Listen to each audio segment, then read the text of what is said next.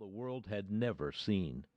With its industry in ruins, Japan's chilling policy of arming women and schoolchildren with spears reminds us of the irresistible power of the concentrated Allied assault on Dai Nippon, even as it poses moral questions that persist today. In the course of writing more than 30 previous histories, I came to know hundreds of veterans of the Pacific War, American and Japanese alike. One thing shines through.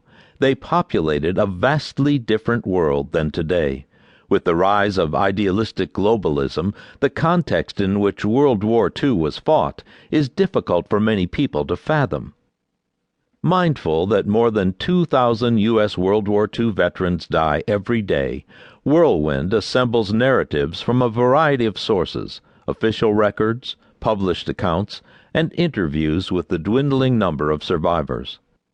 Sadly, this will be one of the last books based upon interviews with those who lived the events it describes. Whirlwind represents multiple stories within a story, setting in context the most devastating air campaign in history. The human drama played out in Asian skies had been divined by European visionaries 3 decades before, and migrated into American consciousness during the Great War. In the ensuing period, an often acrimonious debate arose concerning the theory and practice of aerial bombardment. It, too, is part of our tale, which traces the origins of American air power from the fledgling controversial days of Billy Mitchell in the 1920s, through the search for an air doctrine in the 1930s, to the stunning technological advances of the 1940s. The legacy remains with us in the 21st century. Look closely at a B-52 Stratofortress, or even a B-2 stealth bomber. Look beneath the sculpted perfection of an F/A-18 Hornet or an F-15 Strike Eagle. If you peer close enough, down to the cellular level, you can glimpse the long-ago silvery fleets of B-29s and the gloss-blue carrier planes that scourged an enemy who lived the biblical injunction, "He who sows the wind shall reap the whirlwind." Barrett Tillman, April 2009. Prologue. Off Honshu, April 18, 1942.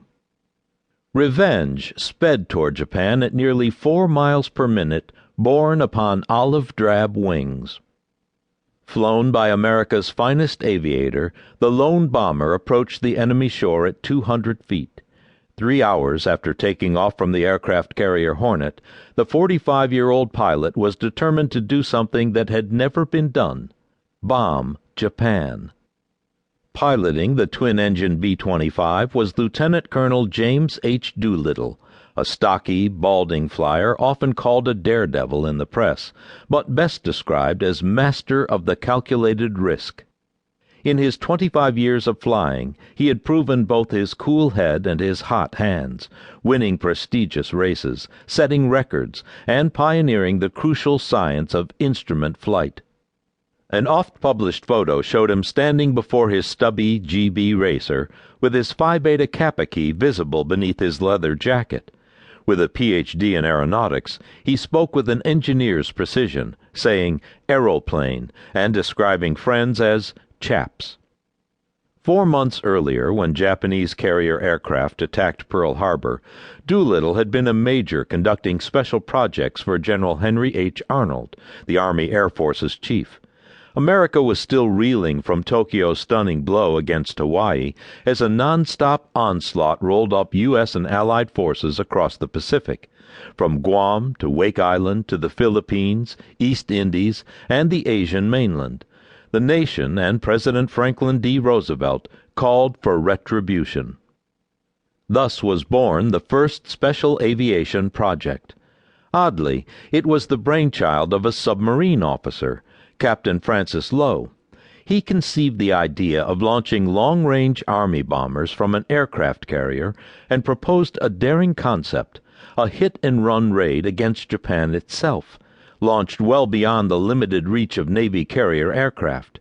If all went well, 16 B-25 Mitchells, named for the late air power advocate William "Billy" Mitchell, were to land in China.